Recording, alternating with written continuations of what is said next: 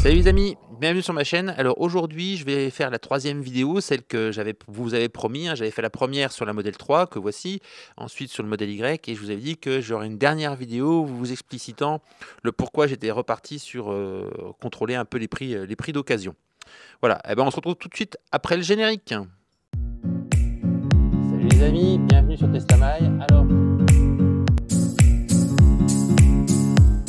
bon alors, donc les amis, donc Alligator, je vous remontre ce que c'est.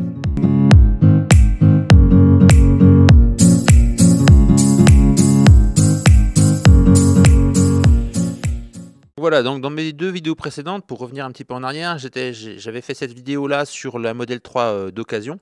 Voilà, donc on va pas revenir dessus, passons les publicités, mais l'idée c'était de vous présenter un petit peu comment je faisais pour aller chercher, regarder les modèles d'occasion, et puis une seconde vidéo sur le modèle Y, et ce que j'en sortais. Et je vous avais promis donc une troisième vidéo, qui vous parlerait d'un projet que j'ai en cours et sur lequel on risque d'avoir quelques vidéos dessus. Mais avant toute chose, je voulais vous montrer ce qui est sorti il y a quelques jours, le monstre de chez Tesla qui a été promis depuis quelques années, ce fameux Cybertruck, le fameux truc immense. Alors, bon, on va pas parler trop rapidement, je pense que je ferai une vidéo un peu plus complète dessus. 5 tonnes, 547 km d'autonomie, donc vous voyez un peu le monstre que ça peut être. Alors, 3 versions, une version propulsion, une version 4 roues motrices et une version Beast qui fait ce 2 secondes 7 de 0 à 100. Efficience, ben, on va peut-être pas trop en parler, je pense que c'est pas très efficient, hein. 5 tonnes et de l'électrique, ça doit être monstrueusement consommateur d'énergie, mais bon.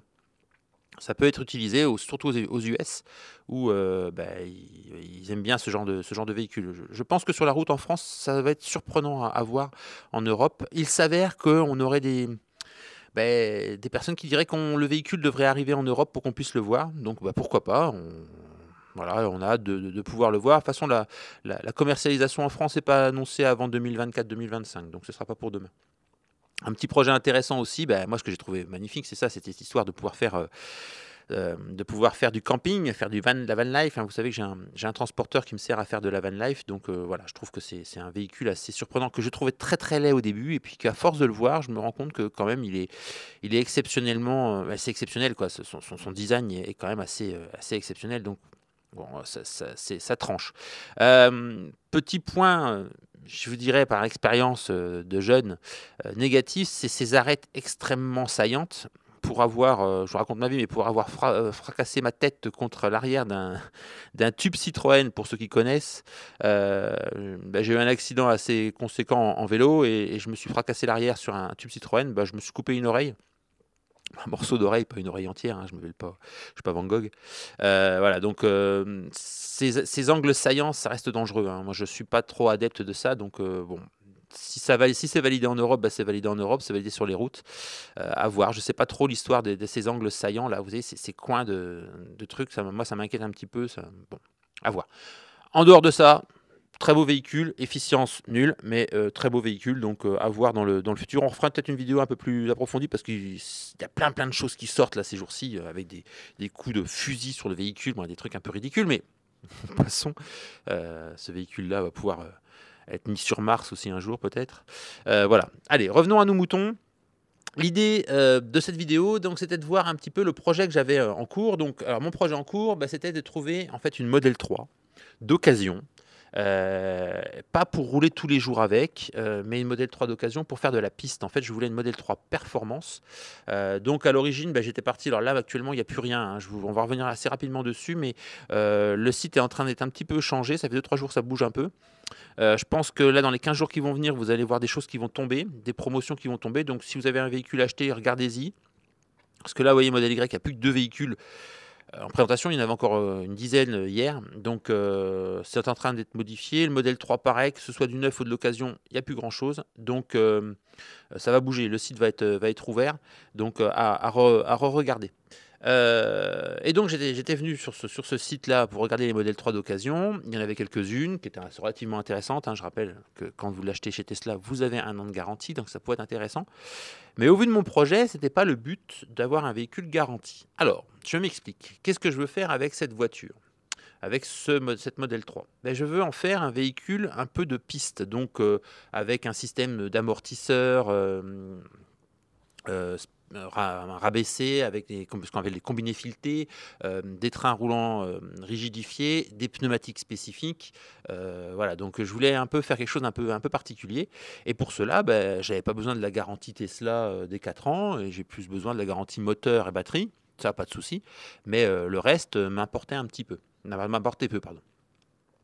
Donc, bah, j'aurais plutôt cherché un projet, un véhicule de ce type à 20-25 000 euros. Alors, on me dit 20 000 euros, c'est une hérésie. Peut-être actuellement, c'est une hérésie, je suis d'accord. Mais je pense que d'ici un an, ce ne sera pas une hérésie. Mais bon, passons. Donc là, j'étais parti là-dessus. Et sur quoi on peut tomber? Ben, on peut tomber sur ce véhicule. Alors, il y en a d'autres qui sont passés entre-temps, hein, entre le moment où je cherchais et j'ai fait ma vidéo. Il y en a pas mal qui sont passés. Mais par exemple, on a celui-ci qui a 192 000 km, plus de garantie. Mais là, le problème, c'est que je n'ai plus non plus de garantie ni batterie ni moteur. Donc là, je suis un peu plus embêté. Donc ça m'ennuie. J'ai quand même envie de garder la garantie batterie et moteur. Alors pour revenir aux garanties, vous avez une garantie quand vous achetez le véhicule de 4 ans ou 80 000 km, l'un ou l'autre. Et ensuite, vous avez la garantie batterie moteur qui va à 192 000 km ou 8 ans.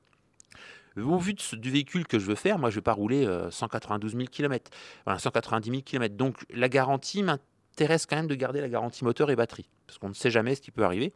Donc celle-ci me paraît trop kilométrée pour moi. J'aimerais trouver le même genre d'offre, mais pour un véhicule à, à 100 000 km. Quoi. Donc on voyez, tous ceux-ci qui ont beaucoup de kilomètres, là j'ai pas beaucoup de marge pour pouvoir rouler sur piste, donc c'est toujours un peu embêtant. Donc voilà, j'ai cherché plusieurs véhicules. Alors j'en ai un, on va en reparler de celui-ci, mais celui-ci était intéressant même s'il n'avait plus la batterie, la garantie moteur et batterie.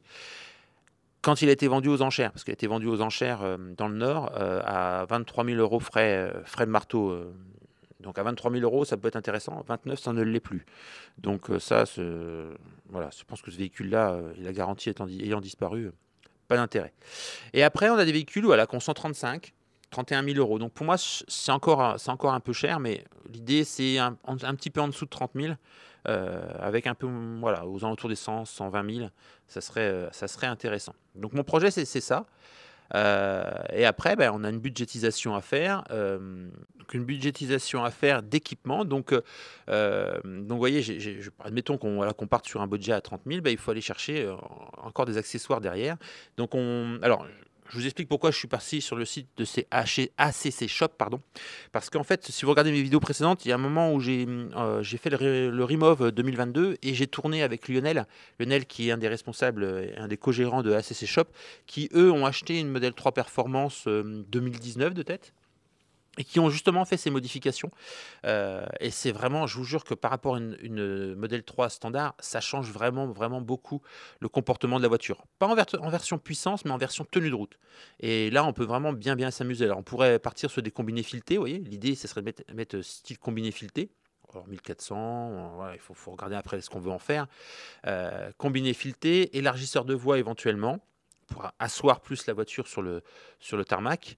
Des freins, ça en effet, il faut augmenter la force de freinage de cette voiture. Elle a un très gros déficit en force de freinage, ça c'est clair.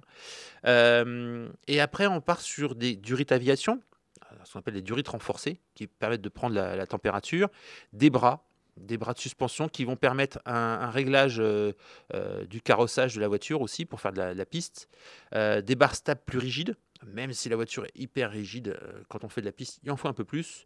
Voilà, donc durite de frein renforcée. Alors bon, les lames, etc. Bon, ça me paraît un peu pas important. Mais les freins, et puis une chose importante, des pneus, des pneus qui me permettraient de faire un peu de route quand même, et de la piste surtout. Donc voilà, les Sport Cup, peut-être après se poser même la question d'avoir une version de jantes d'occasion avec des pneus slick carrément dessus, ou des pneus piste semi-slick. Donc ça peut être intéressant de se poser cette question-là. Donc réellement, voilà, le projet c'était celui-ci. Alors, il n'est pas abandonné, hein, c'est que pour le moment, il n'est pas abandonné. On a eu des petits soucis de tempête et de toiture, donc on va avoir déjà la réfection de la toiture à faire, donc on va s'en préoccuper dans une priorité. Et puis dans un second temps, on va se remettre sur ce projet-là, hein, dès que celui-ci, dès que le toit sera refait et que budgétairement parlant, ça ira mieux. En sachant que bon, si vous me suivez un petit peu, vous savez que j'ai une 2 chevaux à finir de restaurer, donc on va s'y atteler sérieusement.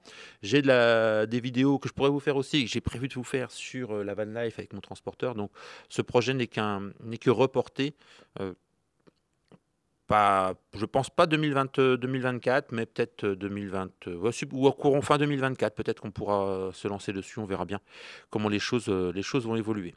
Voilà un peu le pourquoi et le comment pourquoi j'étais parti sur vous faire, ces vidéos d'occasion et sur ce nouveau projet qui est bon reporté, voilà. On en parlera, un peu plus tard. Dans les prochaines vidéos, je vous réserve, le transporteur que je vous promets de vous montrer depuis longtemps et mon beau transporteur noir et mes équipements qui ont été rajoutés dessus et puis on va continuer, ma petite mémère, ma petite 2 chevaux, à restaurer. Voilà, allez, j'espère que cette vidéo vous aura pas trop saoulé et je vous dis à très, très bientôt. Allez, ciao.